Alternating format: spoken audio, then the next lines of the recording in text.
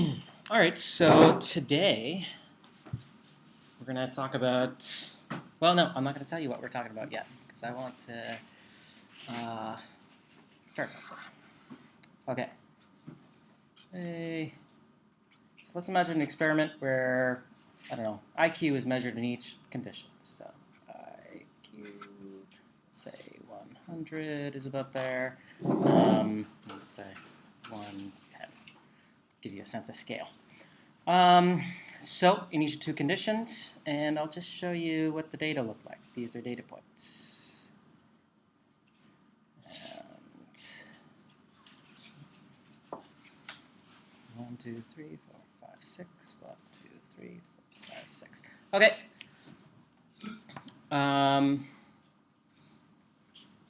Let me actually put one there. One there. Okay. Seeing this data, do you think there's a difference between conditions? Maybe. There's a lot of noise there, isn't there? Those 7 data points. Those, yeah, 7 data points, pretty. All right, how about this? I'm going to move it away. Let's see, what would I move it to? There. While I do a drawing.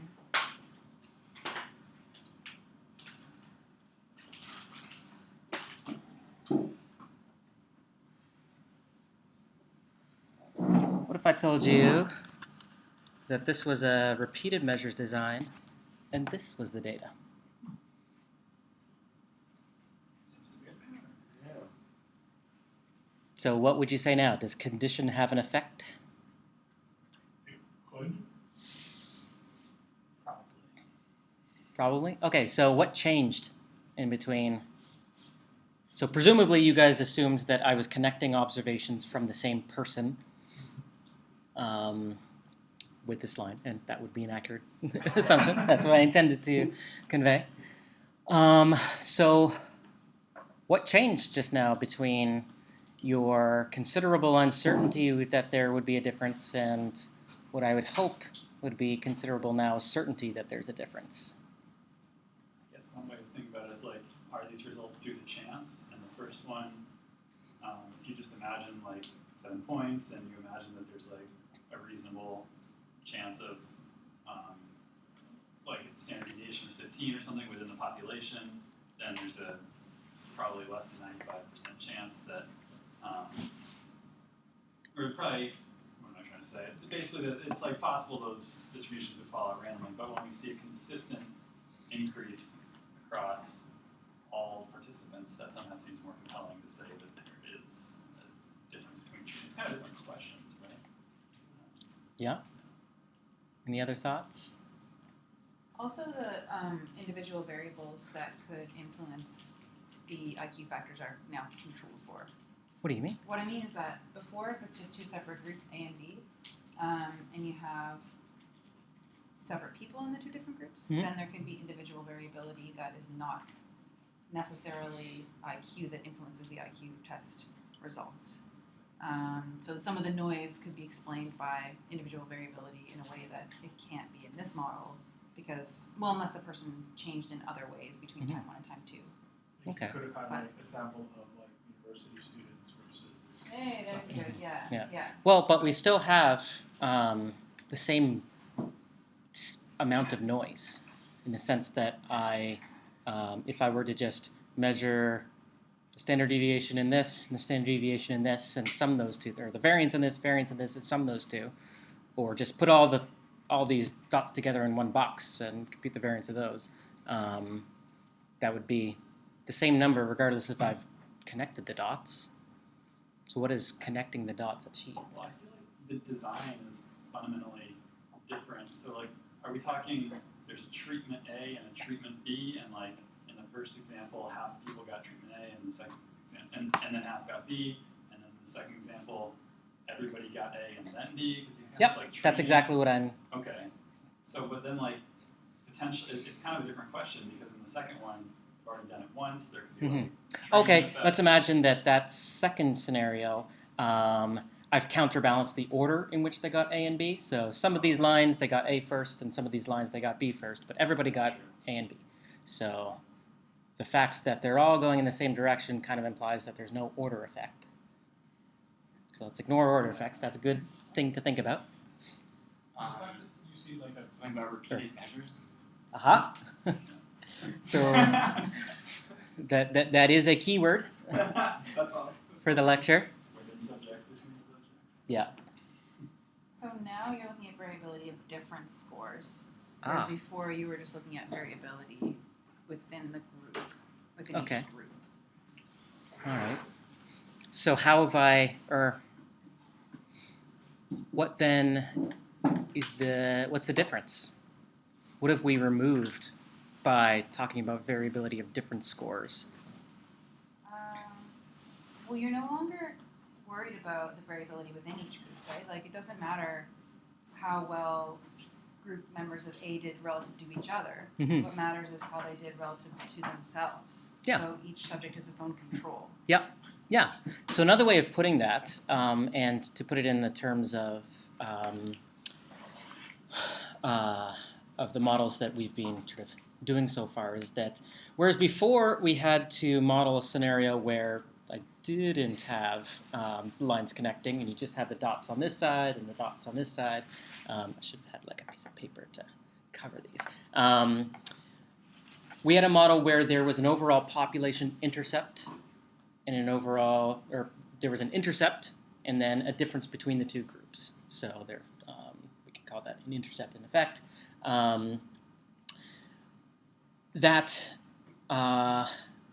By having a scenario where we're able to actually label each person, we can equivalently talk about each person has their own intercept and effect.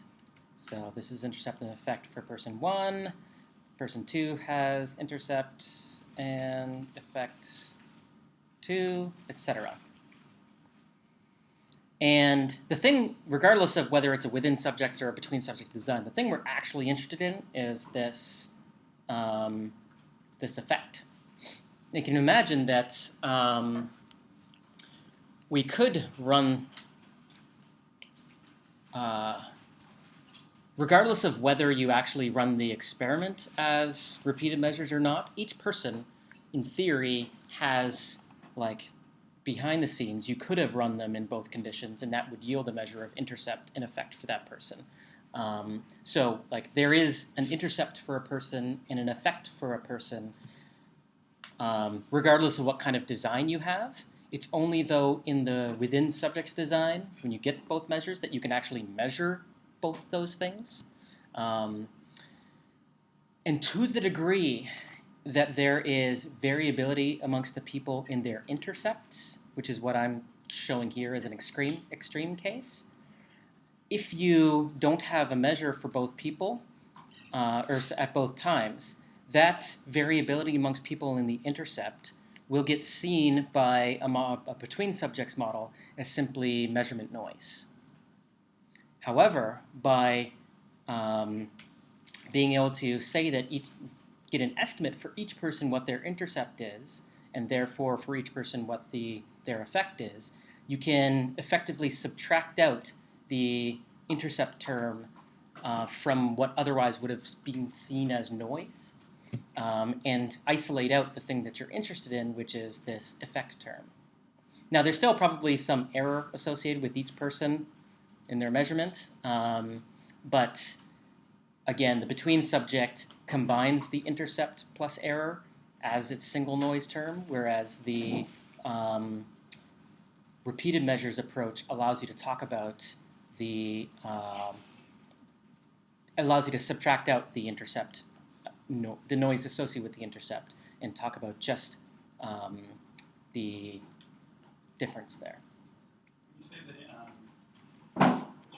the repeated or the between subjects one combines the intercept and the noise. Like, is that just intercept of random points connected to other random points? I mean, like, where is that intercept coming I'm from? just imagining that, like, you come into the experiment and you have an intercept in your head, like what your overall reaction would be before, like, you encounter either condition A or condition B, and then you have in your head a parameter associated with what your change is going to be as a function of what the treatment is. Okay. But we can only observe both of those things when we have measurements at both time points, or at both conditions. If we only measure you in one condition, we get a measure for you, your intercept, if it's say A, and we code that as like the negative effect, we have for you a measure of your intercept plus your effect as I don't know, times being in A, I guess. If A is like the control, you might assume that effect is 0 or something because it's trying to get it. Yeah, depending on how you code the contrast or whatever. So you get a single measure for a person, which, if you imagine that each sort of outcome is the measure for the person plus noise, call it noise a sig. Actually, I'll call it E. Then really these two things are being both treated as noise because as you compare across groups, this is varying and this is varying, and in theory this is varying, but you and that's the thing you want to talk about. But the fact that you don't have labels for each person in each group as to, or the ability to identify what each person's intercept is, means that it gets treated as noise by the model. So, in general, this is why we often do repeated measures, particularly in low signal noise scenarios like you have with behavior in the brain. Humans are complicated things. We're very noisy. So repeated measures, and otherwise known as within subjects manipulations, are very common in sort of the domain of psychology, psychological research. But we'll still end up using, so we'll have to modify our models to account for this idea that there's sort of repeated measurement, that we can actually estimate within each person an intercept and an effect. But we'll end up using very similar models to what we had before with the regression. But I'm actually going to step us all the way back to like day one to illustrate a scenario and build up our intuitions about this. So I've got a folder for today that I'll obviously share at the Dropbox. So that's today's date. That's within. So I'll open up the within rproj. Oh, I actually had it open already, so I'm going to close it. And that's weird.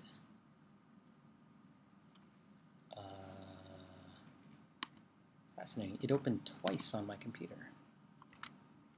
Okay.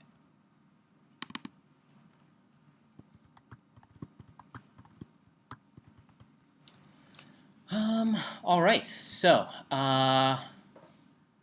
there's a R file called within.r that we'll start with.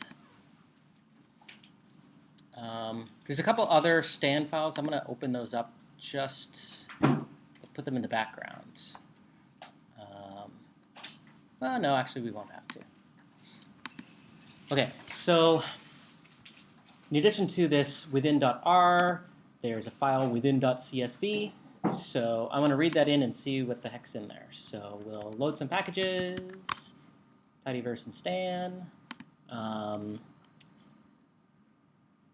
We will open up, read it with reader, and take a look at what's in this data file. So it's got a column called ID, and that goes 1 through 100.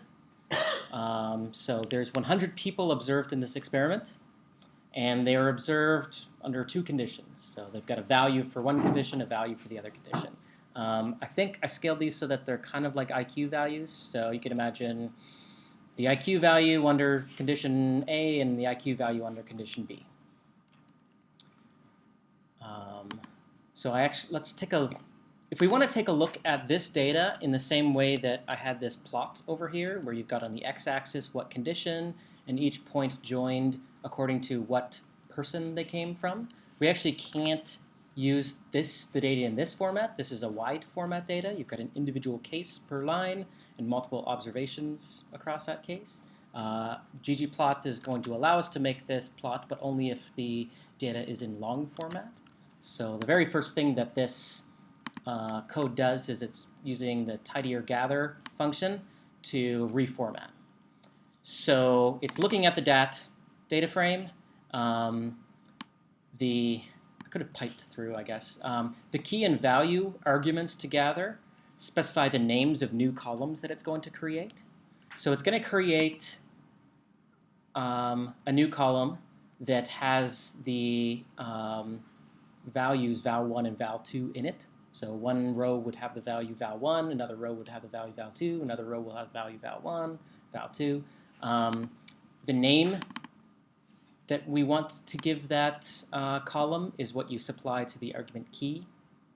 And there's going to be a second column created, and it's going to be the value that was in that column for that row. So again, we're going to have, maybe it's best if I actually show you. The last two entries are the two columns that specify the columns that have data that were previously separate columns that we want to combine into one column. And it's easier to explain when we actually run it through. So we'll run through and see if it, so we'll see that, oh, this formatted it weird, but there's a person1 val for the entry in the time column, which we just created, for which the value is val1. There's a value in the obs column, 87. So if we look over at the dat, which was the wide format, we can see, again, for this person ID 1, in the val val1 column, there's 87. Similarly, for person 2, val1, 109, person 2, val1, 109, etc. So you can imagine what it's done is it's taken this val1 column and pasted it in, and then if we look down, eventually it'll get to val2, and it's just like appended the column val2 at the bottom of the column of val1, but then also added a new column with the labels of what the original column name was, and it's repeated the labels for what ID it was. So I'm just confirming we've got ID 1, entry in the val2 column should be 89.84. Person 1, entry in the val2 column is 89.84. So that's reshaping. You guys have seen it before, but we need to do it here because ggplot2 it'll be easier to make the graphic we want, which is this one, with ggplot2 when the data is long. So we'll create a ggplot, pass it the data as the thing we just created, the dat long, specify some aesthetic mappings that'll be default across the geoms that we use. So we say we want on the x-axis map the time column, the y-axis map the obs column, and we're going to group by ID. What this group aesthetic means is that if you've got some aesthetic where it has to group the data in any way, like a line, you have to have a beginning and end of the line, and you could have multiple lines. It specifies the column that specifies like the unique things to group across. So we're saying we want a line and a point, and they're both semi-transparent.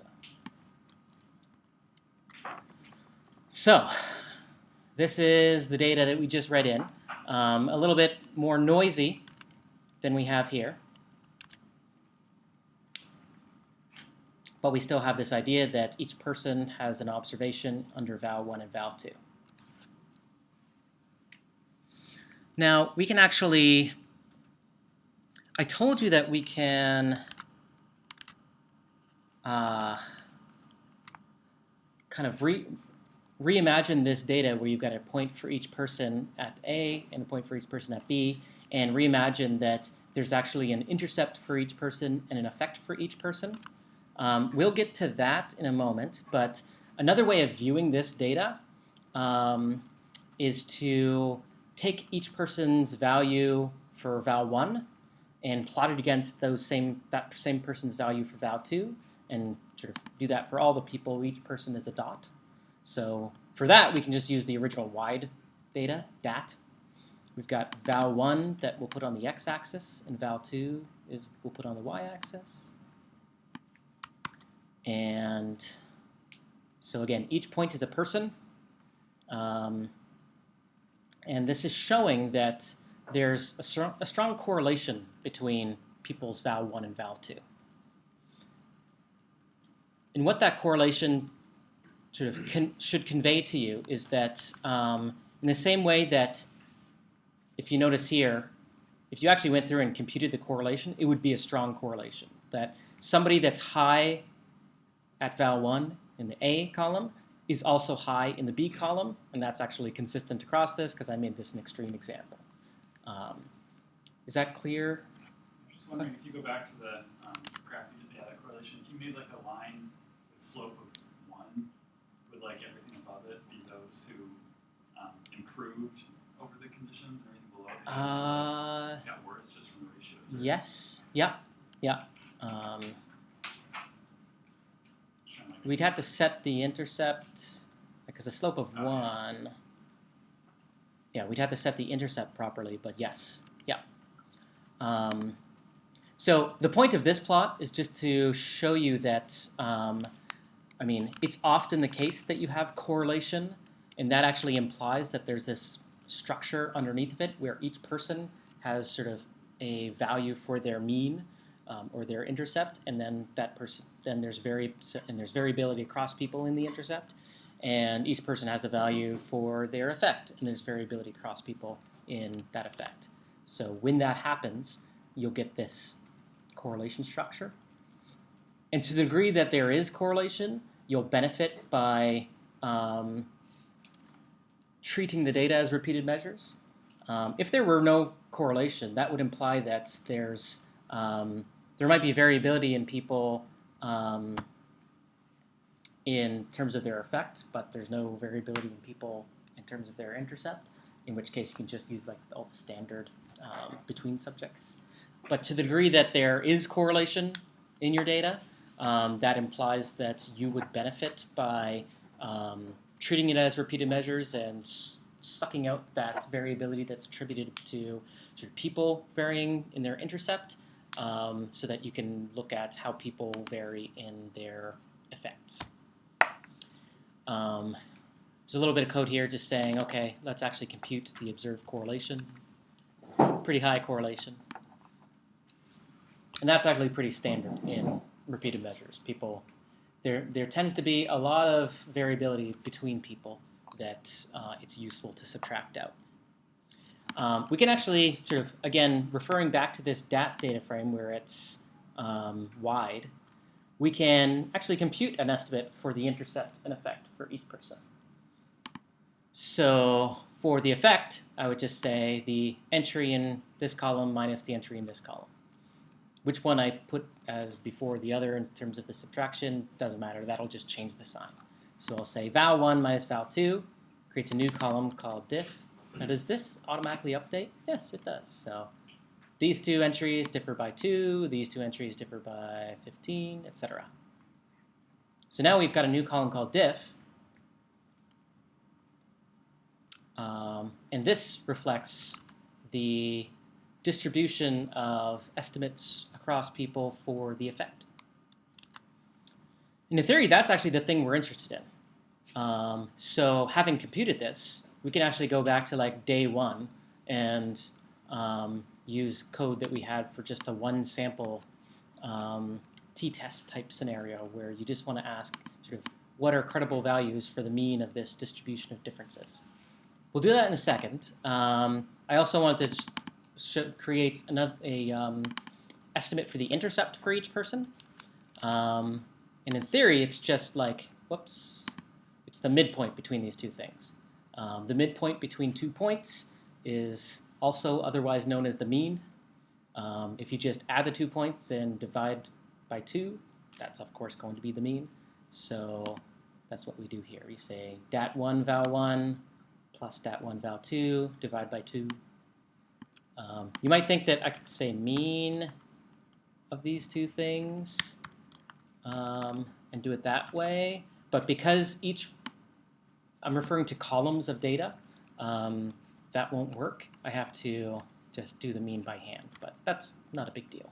And I'll show you tools next day where we won't actually need to do these computations ourselves. This might be extraordinarily basic, but if you did the mean of that column, val1, would it compute the mean of The whole column, Okay. yeah. And then it would compare. It wouldn't do row-wide. Okay. Would it then like compute the mean between the two of them? I don't even think it's going to work if I do, let's see. That's probably totally an aside. I apologize. Yeah, and it is. I'm curious though, because mean doesn't expect two arguments like this. Mm. Yeah, it only expects one data argument. The other are named arguments for computing different kinds of means. Yeah, so we'll run that. Should create a new column called intercept. So 88.6 is halfway between 87.36 and 89.84, etc. So all this that you're teaching like apply if there's say 3 conditions or 4 conditions? We'll, yes, in a way.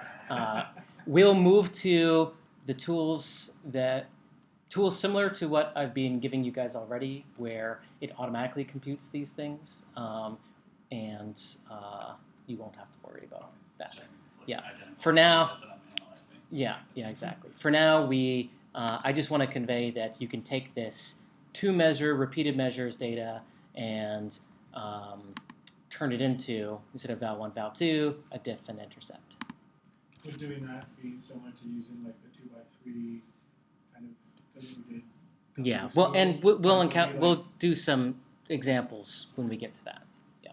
Today, it's kind of back to basics, really reinforcing the repeated measures aspect of things. We'll get to more advanced designs in a little bit.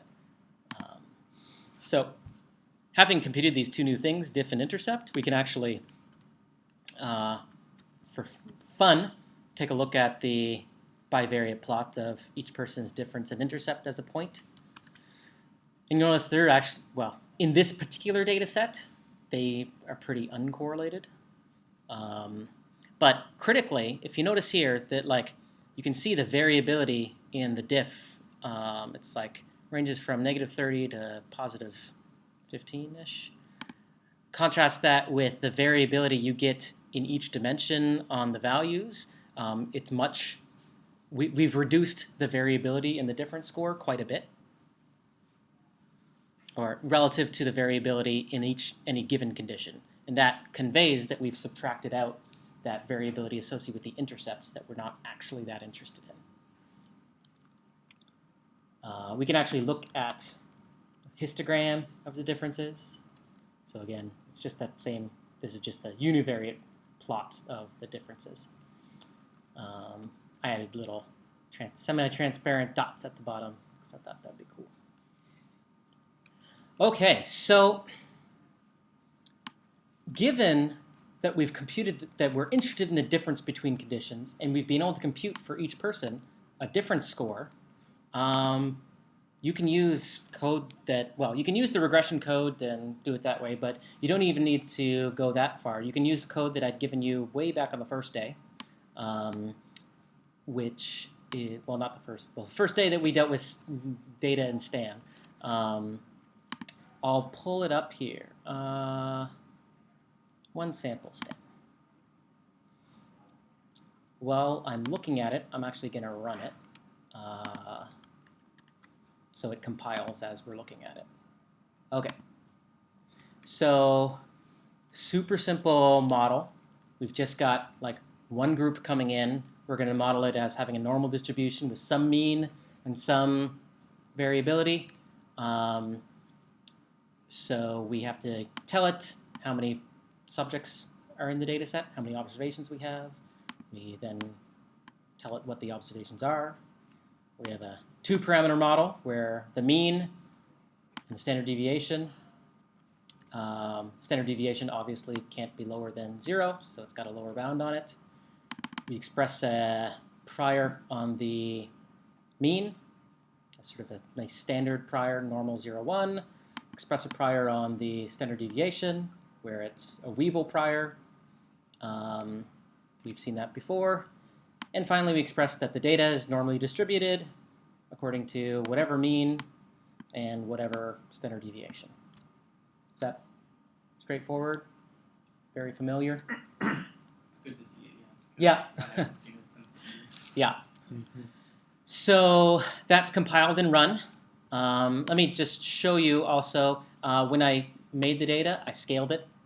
Or when I gave it data, I scaled the data first so that these default priors of 0, 1 and 2, 1 for the Weeble were reasonably broad priors. So having run this and it sampled, we can now take a look at the output. So checking R hat's 1, effective sample size is really high. The mean is going to be centered on 1 because this code, this one sample.stand, didn't do any of the extra stuff like auto rescaling or anything like that. So we'll have to rescale back. So we scaled the data so it had a mean of 0. So of course, in the posterior, it's going to have a mean of 0. That's the thing that we're interested in. The mu is the mean of this difference score. So it'll make sense to actually scale it back. We see sigmas about 1, which is consistent with the fact that we actually scaled it to have a standard deviation of 1. So this plot or this table isn't super informative except for the effective sample size is good. So we need to extract things to actually get out what the to unscale the fact or undo the fact that we gave it scaled data. So this is code that you would have seen earlier a long time ago. You haven't seen it in a while because we've added the auto rescaling into our models lately. You'll see it now because I was lazy and didn't add that in yet. So what we're doing, we're grabbing the samples from you, and for each sample, we're multiplying it by the original standard deviation and adding in the original mean. So you can see we've got a posterior that has a median of about 10, and that is very consistent with what we see visually here, and a credible interval of about 12 to 8. So nice tight credible interval around this central value of about 10. I should have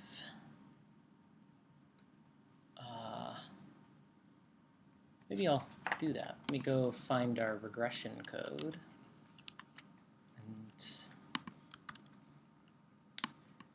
add something. When was the last time we did? So there's binomial. Use this. Add this in. Oops. Helpers and regression.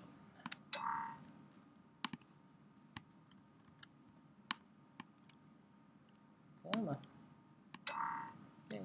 Okay. I'm going to source the helpers at the beginning.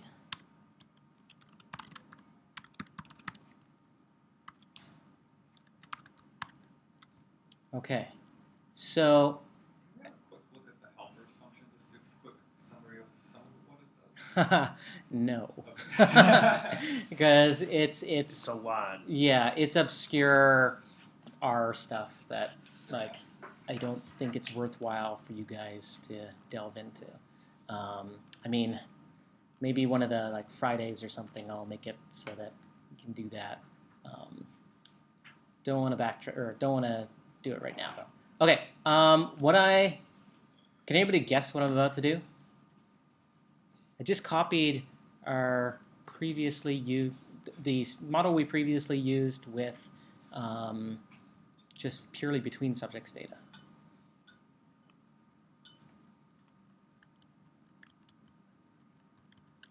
What do you think? Okay.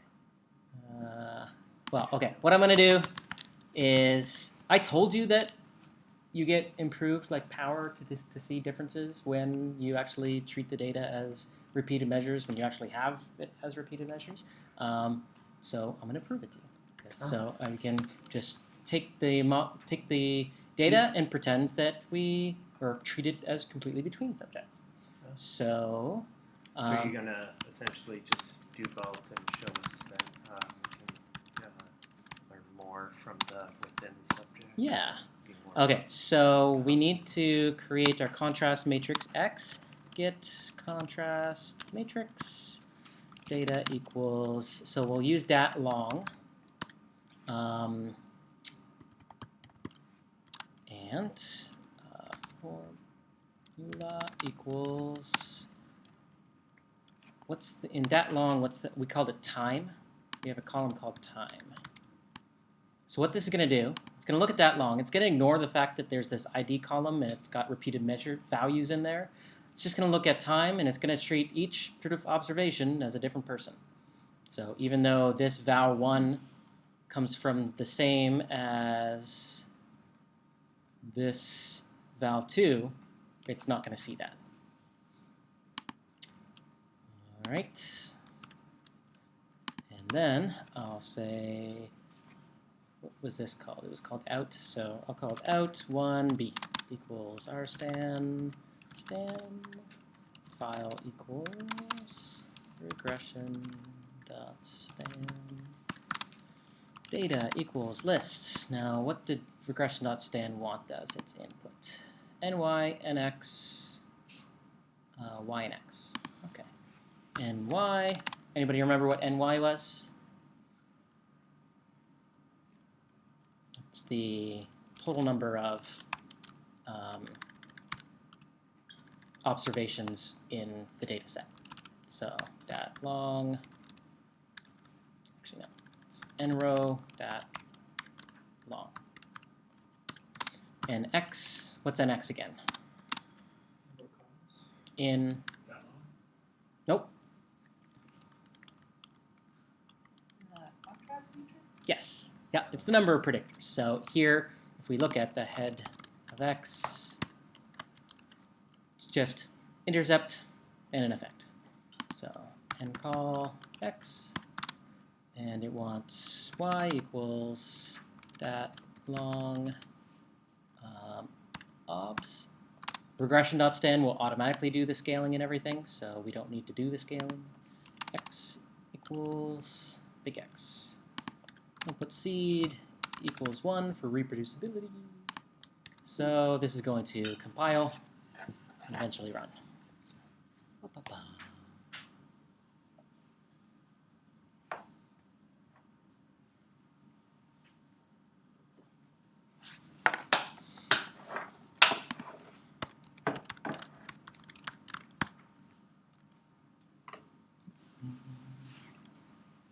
So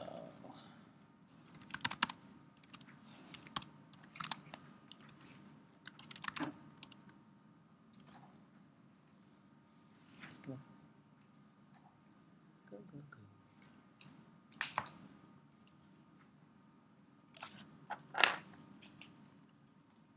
go. Yay. Okay.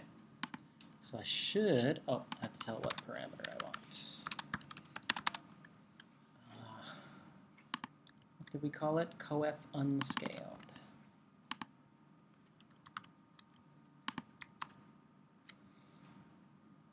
All right. So this has the intercept, and that's the mean of the two groups. And this has the effective time. It's still sort of at the same center point that we have, but notice this is ranging from -15 to -5. So it's a larger, we're less certain that it's somewhere around 10 relative to when we had this. It's -12 to -8. So we've got a tighter posterior around that difference when we give the model more information. We give the model the information that there's repeated measures, and well, we've actually computed this difference by. So that effectively means that we've subtracted out that variability associated with the intercept across people so that we can focus on the thing that we're interested in. All right, happy that actually worked out. Would have been annoying if it didn't. So go ahead. Is there any chance, like, we can see just like the graph of like A versus B, but separate, like the entire kind of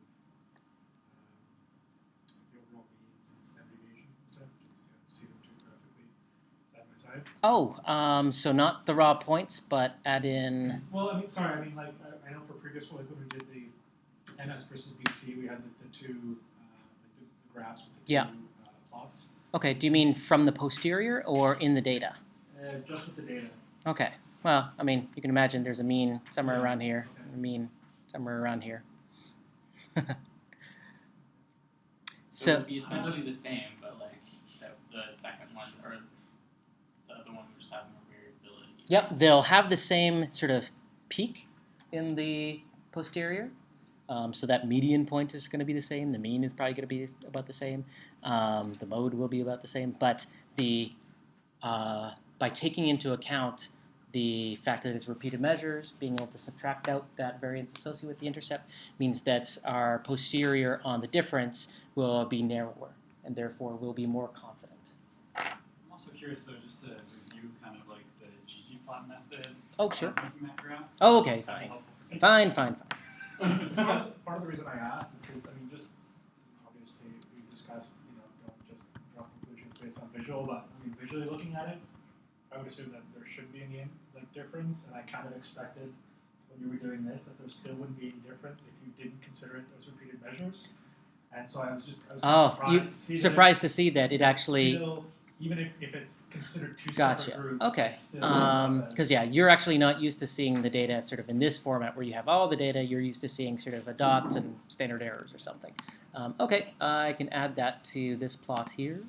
So I really wasn't expecting it to come out with the difference as well based on visually what it appears to be. Let me actually just check.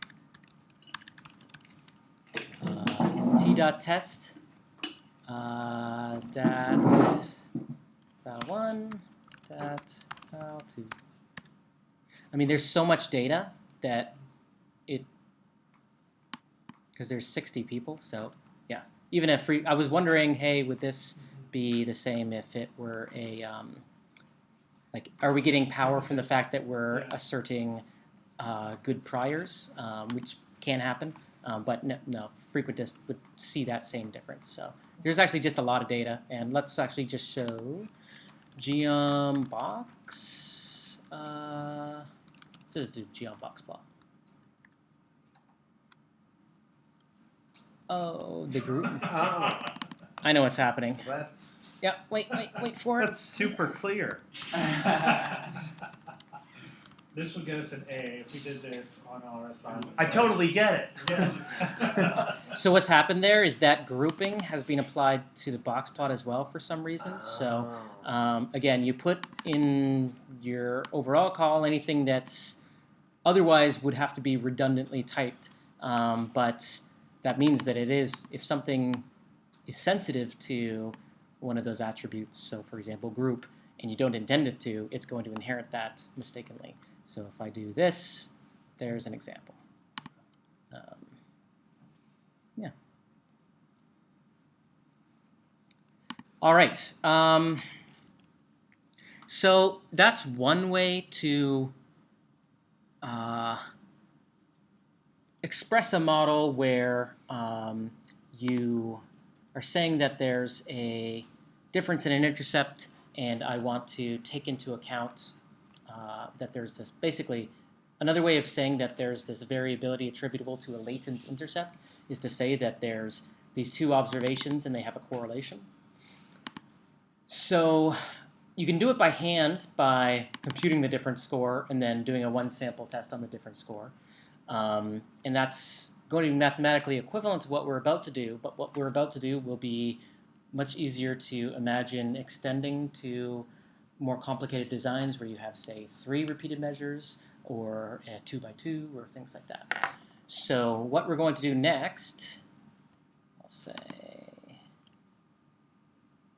run a multivariate model. All right, not that. I want dat val1 and val2. So we are going to use this new model within multivariate. I guess that's redundant. They could have been called within or multivariate. If it's within, it's multivariate. and vice versa. So you might say, hey, this is a univariate course. Why are we talking about why are we seeing the word multivariate? Well, whenever it would be difficult for me to cover all the things that I think you need in your first little bit that a typical univariate course would cover without talking about repeated measures. And repeated measures, by definition, are multivariate. So you've been lied to by thinking that you're engaged in a univariate only course. Yeah. So the way this model is structured, it should be. You're just blowing my mind. You're like, this course is univariate only, and now you're like, you've been lied to. Wake up, sheeple. Okay.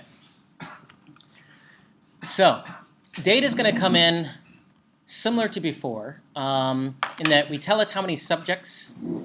N is going to be the number of where's my cursor? There we go. N is going to be the number of subjects. But this time, instead of giving it just one long vector of y, we're going to give it the data in the same way it is up here in DAT, where we're going to give it a column for val1 and a column for val2. So we want to do inference on the two. What should we believe about the mean for each column? Remember, this should actually be somewhat similar in that, if you recall, the way back when we started dealing with the idea of two groups that we wanted to do an inference on, we had a model where we gave it y1 and y2, and we said y1 is normally distributed as this one thing, and y2 is normally distributed as this other thing.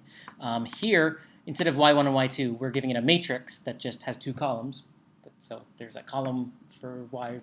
There's a column in y. There's a first column. There's a second column in y. So in the same way as before, we had to say what y1's mean is and what y2 mean is. We're going to have just a single vector thing that contains the two means. And ditto, we're going to talk about what the variability in y1 is and what the variability in y2 is. But we'll put that in a single thing called sigma. But to express that this is repeated measures data, we're actually going to do inference on what the correlation is. If you remember back here, we actually computed what the correlation was between val1 and val2. Where was it? There we go. So we had this plot here like that. We've got val1 and val2. And so this model is going to say, okay, there's a mean for val1, there's a mean for val2, there's a variance for val1, there's a variance for val2, but then there's also this correlation between val1 and val2. Being able to label each point as being from the same person allows us to estimate that extra thing that the univariate two-group models that we've done thus far wasn't able to do. So we'll have as a parameter of the model a correlation. Now, we have to express it.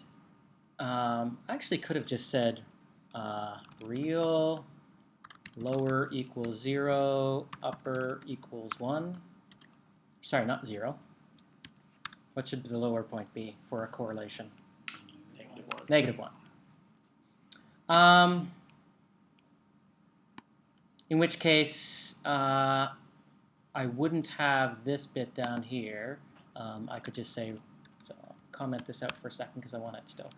Rho equal, or uniform, -1 to 1.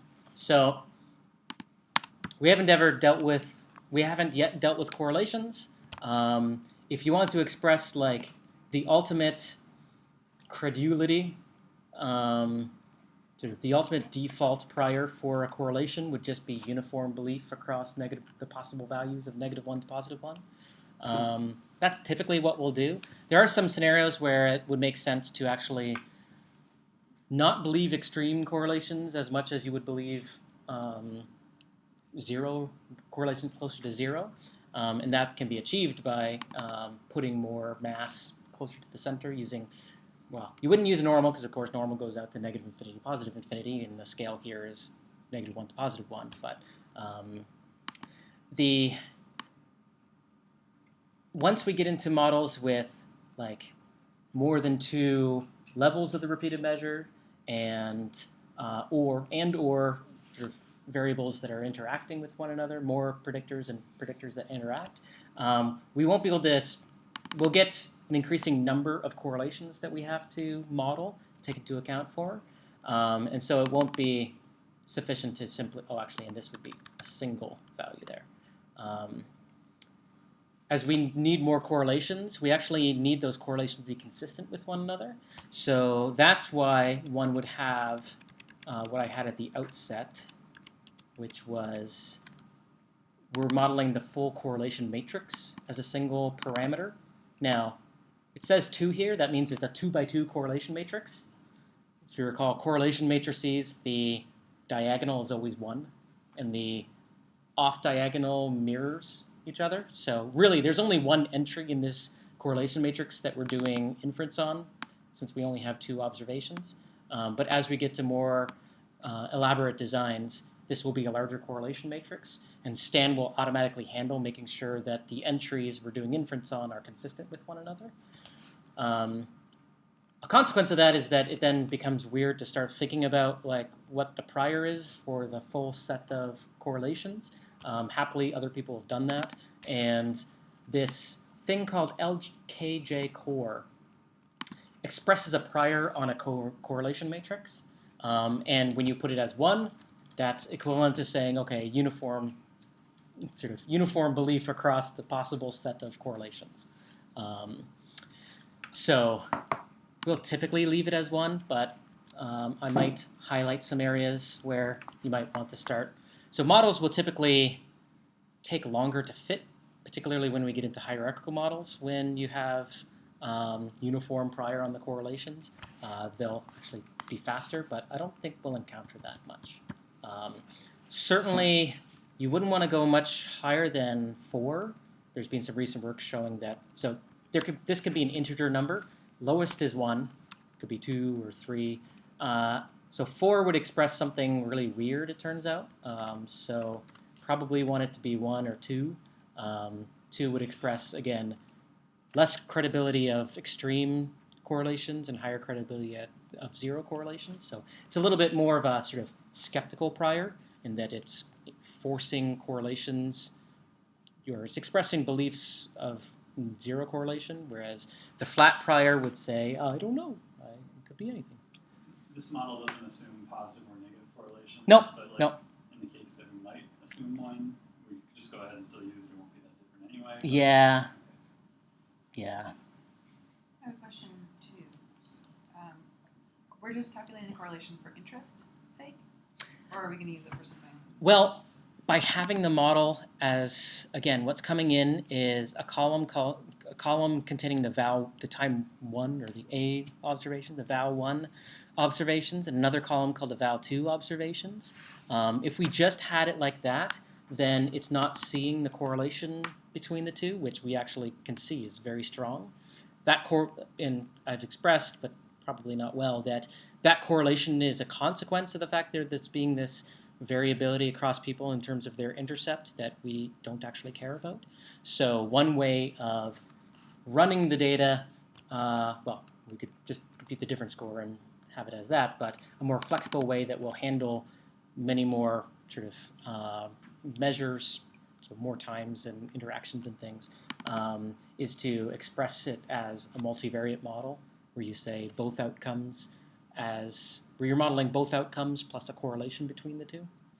So like, would an example of that be, you also have info on like how many years of education these people all have, and like another thing in this matrix would be to what extent their years of education like correlates with like more years the higher their score, or is that something kind of different? That's a little different because that would be an example of between subjects. So you wouldn't expect people to vary from one, like, unless you're doing a longitudinal thing, which then years of education would be confounded with time. But No, anyway, so it's just within. Yeah, I thought we're just the reason why we're doing the correlation is so that you could make it like take that out. yeah, and that's exactly it. If we'd You can see modeled, that. if we express the model with precisely zero correlation, so instead of a parameter here, we could, well, I haven't told you what's down here, but we could force the model to assume zero correlation, in which case we'd actually have the same lines as we had before. So the first column in Y is normally distributed with some mean and some standard deviation, and the second column in Y is normally distributed with some mean and some standard deviation. That would create a posterior where the difference between its estimates for the means would have a lot of variability. We haven't quite got there yet, but by having the correlation estimated, that's going to make it so that we have much smaller variability in the posterior between the means. Hopefully it'll be a little bit more clear when we work through this finally. So we've got, though, parameter, or vector for the parameter mu, which is the mean of the two. So val1's mean and val2's mean.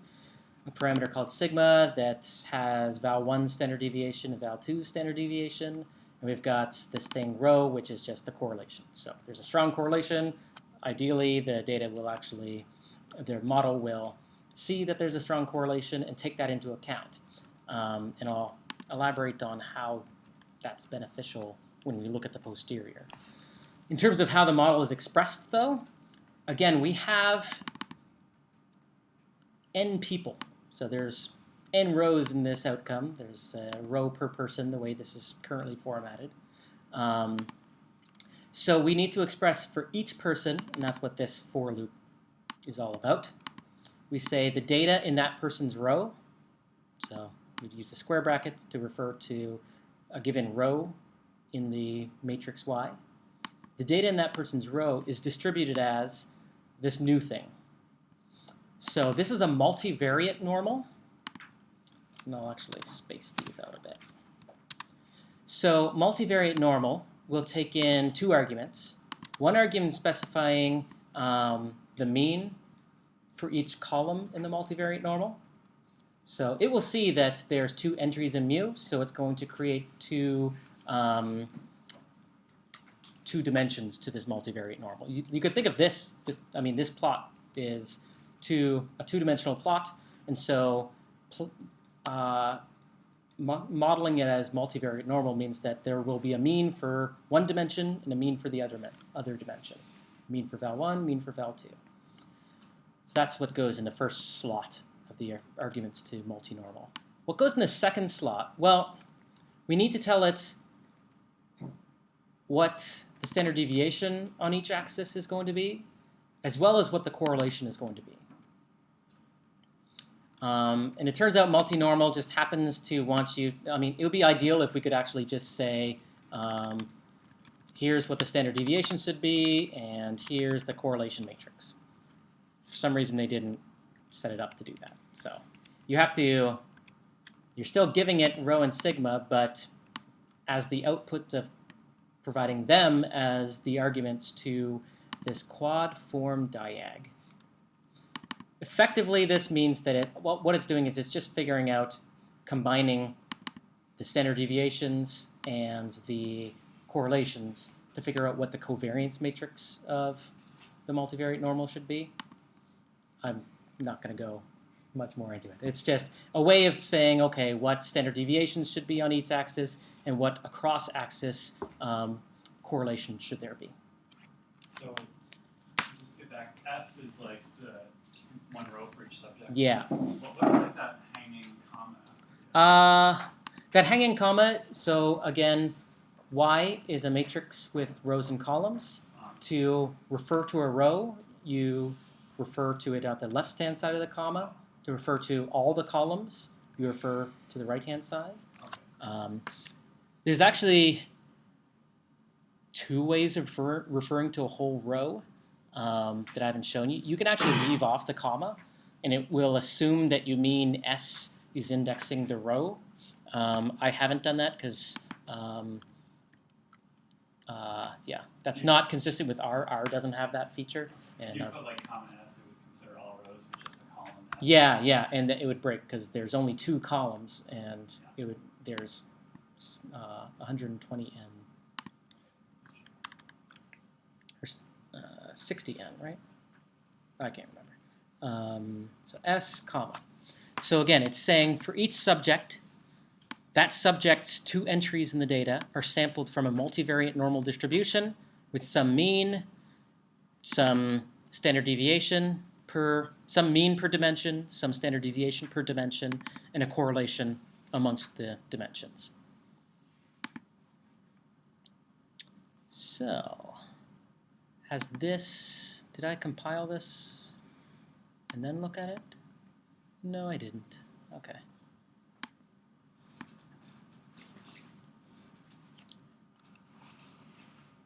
Regression. Okay. Or did I? Nope. So, save. And it should be stan file equals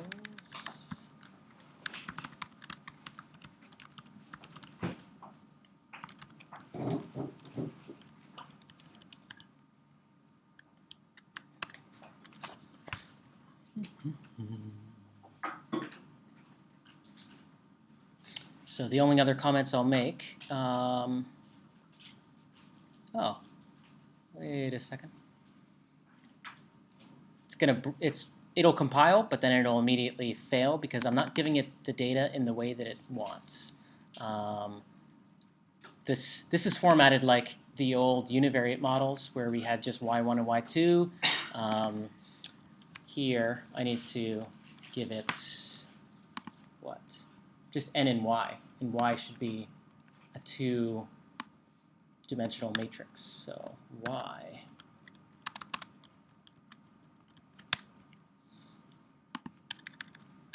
So I want to refer to dat. It's the first 2 columns in dat, I think. No, 2 and 3.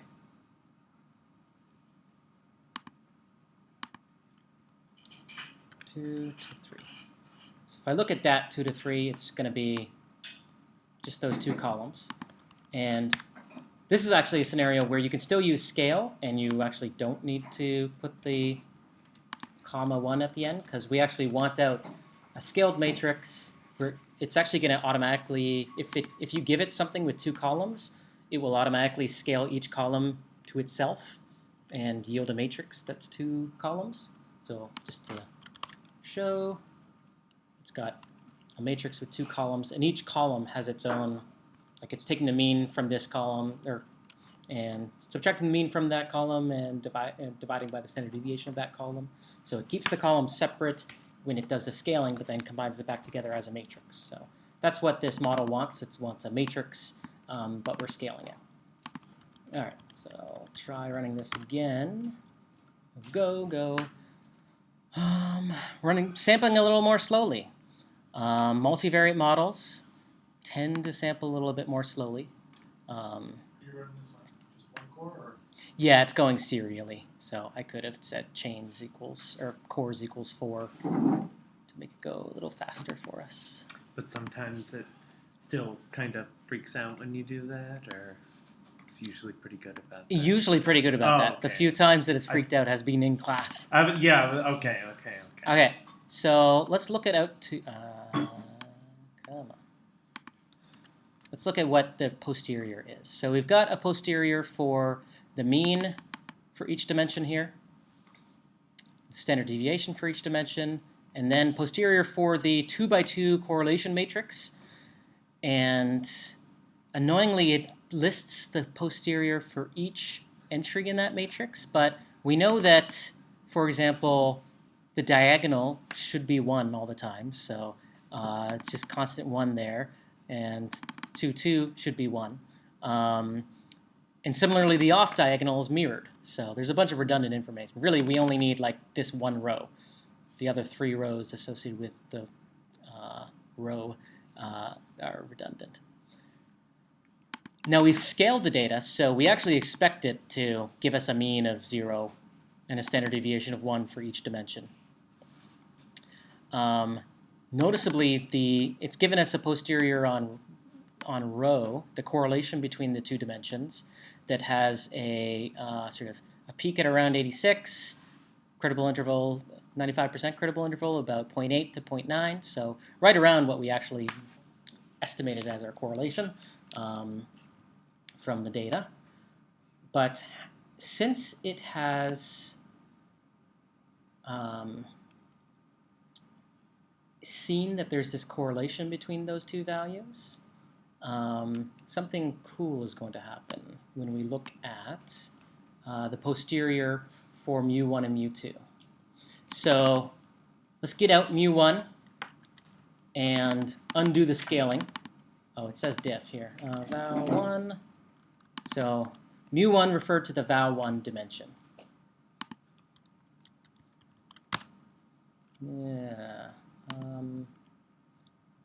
Extract out. Oh, because mu is a... okay. So mu is a single vector that has two dimensions. So if let's see, str of mu. And you guys, again, I'm actually working through this kind of by certainly more by hand than we'll eventually be working with it.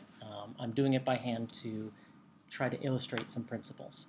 All right, so again, mu is this vector of two elements. There's 4,000 samples of that vector, so it's a 4,000 by 2 matrix that you get out. So the first column in this matrix is samples for the val1 dimension, and the second column in this matrix are the values for the val2 dimension. So I can say mu1 equals mu first column, and mu2 equals mu second dimension. And now my code down here should work if I run it. Okay, so this recreates mu by multiplying on, so it was provided as data in its scaled format. This undoes the scaling by multiplying by the standard deviation of that column and adding it back in the mean. So we can take a look at the 95% credible interval for the mean of the val1 column. So it's about 94, which is kind of consistent with what we see here. You can do the same for the mu2 column and get the credible interval for that. But again, similar to way back when we started with the univariate stuff in two groups, it's not super... The credible interval on each mean unto itself isn't what we're interested in. We're interested in the difference between the two. So we can actually take a look at that in the posterior. You might sort of expect that, okay, given that this has a credible interval of about 6 units, maybe this is IQ, well, 6 IQ points. This has a credible interval of also 6, that our posterior will have like at least that wide. But because the model has allowed there to be correlation between, we've allowed it to estimate the correlation between the two values. There's actually correlation between like the samples. Let's actually see. For mu1, mu2, which is really high. So what that means is that if we subtract sort of each sample for mu1 from each sample for mu2, that will give us a posterior on the difference between mu1 and mu2. It's actually going to have a much tighter credible interval than what we have here as like 6 units. So let's take a look. I can actually just say quantile 1 minus mu2. So it's like 3 units wide. And this you say is because you factored the correlation into the Yeah. model. Yep. And this actually is the same as we had before, except it's half of. Remember, we had. That's the what do you call it? The fact that this way of doing things is implying like a oh, wait a second, 99, 94. I guess that means that my difference is twice as big as it should be. Let's look at out one. It said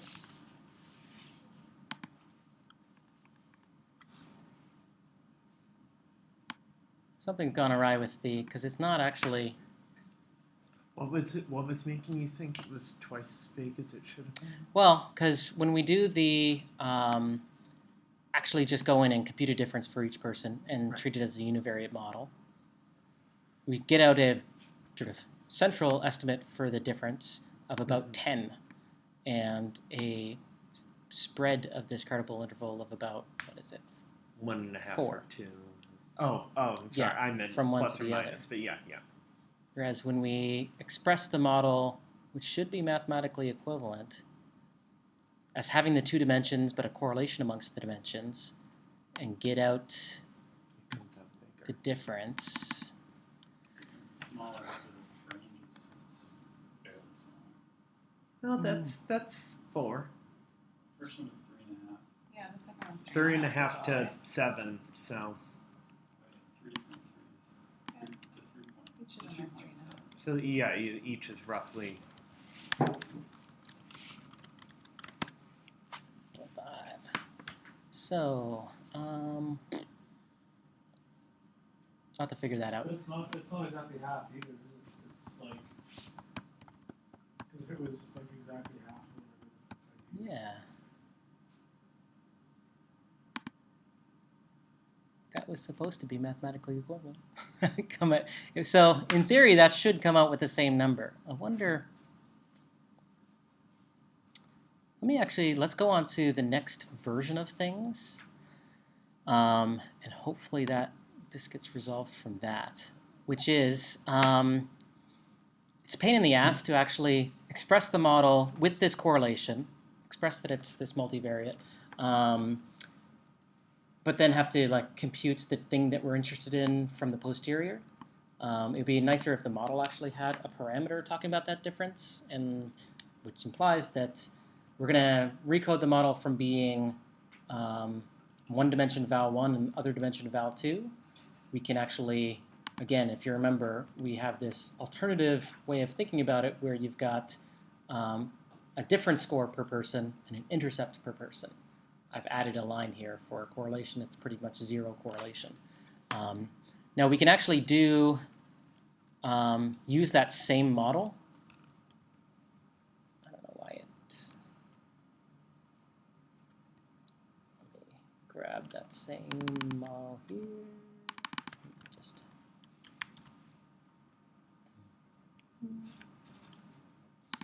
So this model, again, is still going to estimate out a correlation for, come on, there we go.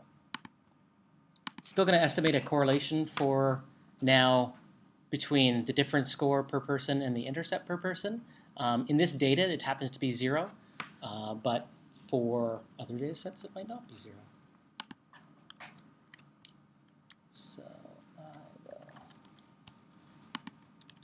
run that. Run that. So if it weren't 0, that would mean that like people who changed more started higher or something like that. Yeah, yep. And that can actually happen a lot. I'll say that the standard, if you've ever seen the stuff in typical frequentist multivariate or frequentist repeated measure stuff like tests for sphericity or, like tests for sphericity and greenhouse geyser corrections and things like that. I've seen spirit. I always Yeah. wondered what that was. That is about whether there's allowed to be any correlations amongst when you reinterpret things as like an intercept and a difference score. Most those tools aren't compatible with non-zero correlations. Stan and doing it as a multivariate, we were explicitly okay with doing it as having correlations. And you can have scenarios. It's actually very common to violate sphericity because it's very common to have scenarios where you have correlations amongst the degree to which like an effect manifests depending on where somebody's like overall performance is. So ceiling effects and floor effects would induce that sort of thing. All right, so I've redone this model so that we're actually, I mean, it's still fundamentally mathematically the same data. It's just represented as a difference score and an intercept rather than time 1, time 2.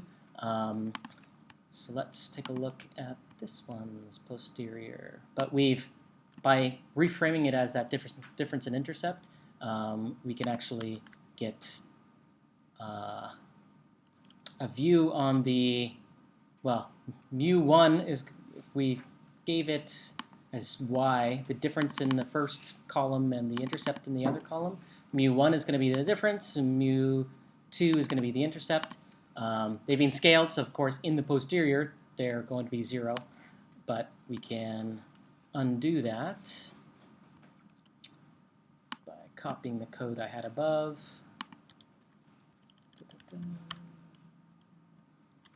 Oh, haha.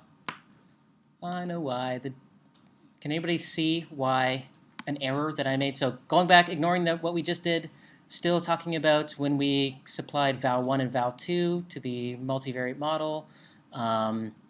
What did I do wrong here? You used the intercept instead of mu2. Yeah, I want to undo the scaling of the mu's by talking about val1 for mu1 and val2 for mu2. Please come out good. That was very concerning. Yes! Okay. Because that was kind of breaking my mind that it didn't work out. Math failed. Okay. Whew. So we get the same. The story there is that we could have done the model where it's just the univariate. We computed a difference. We had 2 values. We collapsed that to a different score, but added in the fact that there's a correlation, and we got the same result. Sorry, I was thinking ahead, and I think I skipped some sentences there. So we had a model where we collapsed it to a different score and got a certain posterior on that different score. We had a second model where we kept them as separate columns, but modeled it as multivariate, so there was a potential correlation amongst the columns, and the posterior on the difference between the 2 means came out the same between those 2 analyses.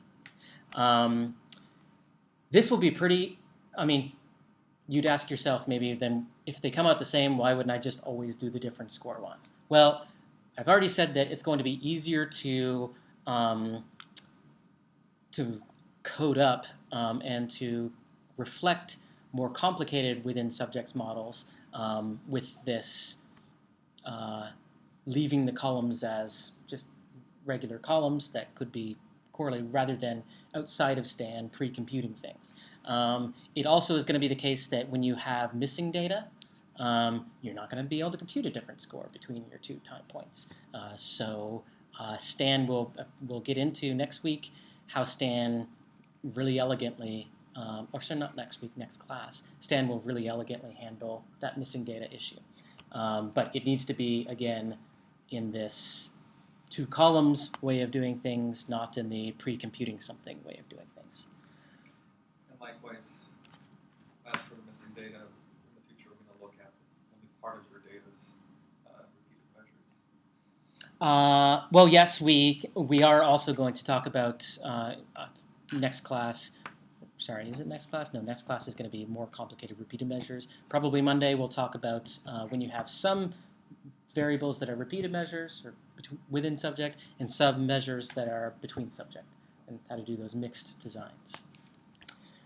Okay, so I've shown you that these 2 ways yield sort of equivalent inference on the difference between the 2 conditions. But this second way, even though I've told you that it's a nicer way to do things for the purposes of later things we'll do, it still has this annoying feature where we have to do some computations in the posterior samples to figure out to talk about credible values for the thing that we're interested in, the difference between conditions. So that's where we started next, working on this alternative formulation of the model where we give it not the intercept not the val1 and val2, but we actually do pre-compute the intercept and the difference, and we can submit that. Let me grab this, though. So we ran that model. I'll grab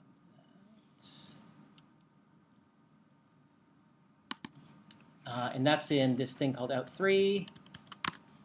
We scaled the diff and scaled the intercept, so we want to unscale those. So this model is called out3, so we'll get out the mu parameter from out3. It's again, it's going to be a two-dimensional object. The first column is estimates for the difference, and the second is the estimate for the intercept, because we supplied them in that order. Usually I try to put the first thing as the intercept and the second thing as second and ongoing things as coefficients, but I forgot here. So the first thing is the difference, but it's still scaled to 0 and 1, so we want to unscale it. So we multiply by the standard deviation of the original data and add in that.